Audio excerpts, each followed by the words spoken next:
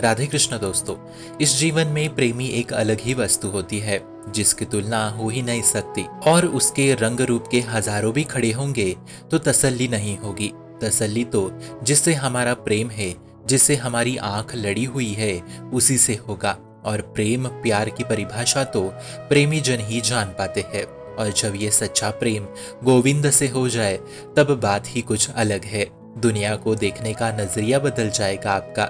चाहो और प्रेम ही प्रेम होगा। तब दुश्मनों से भी हम प्यार से बात करने लगेंगे।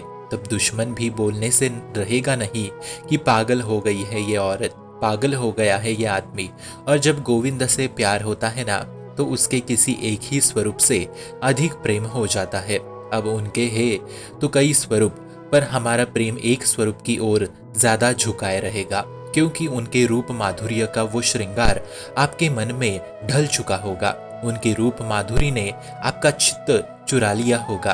तब सही मायने में दूसरे भगवान या दूसरे व्यक्ति को देख वो प्रसन्नता हृदय में नहीं आएगी। आदर सम्मान आएगा, पर प्रेम तो अति उच्च कोटि का भाव है जो किसी एक से ही होता है। और जो वैष्णव जन होते हैं ना, वो सब सुहागिनी होते हैं। श्यामा शाम के सौभाग्य रस का भरा हुआ श्रृंगार तिलक और कंठी है।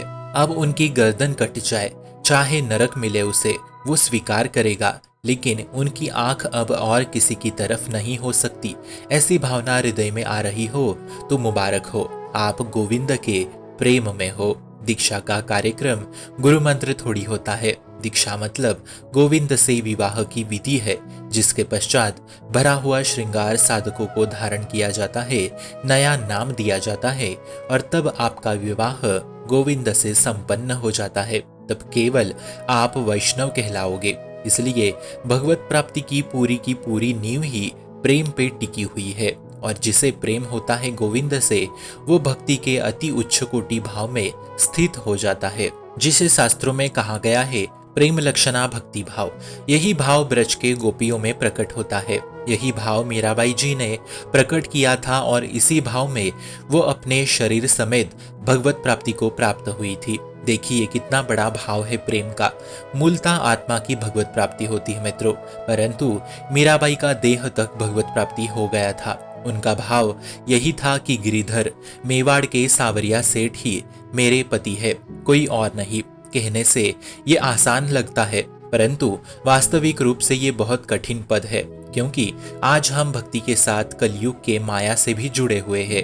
प्रेम भाव में बुद्धि मंद हो जाती है, ये केवल हृदय का विषय है। रसना कटो जो अनरटो, नीर रखी अनकुटो, नैन श्रवण फुटो जो अनसुनो, श्री राधा जन। प्रेम का अनुभव अनन्यता से होता है। अनन्यता मतलब कहीं और प्रेम का भाव ना लाए, या किसी और से प्रेम की अपेक्षा ना रखे। केवल गिरिधर में ही निश्चित होना है कि ये ही मेरी प्रेमी है, इसके अलावा मेरा कोई और प्रेमी नहीं है।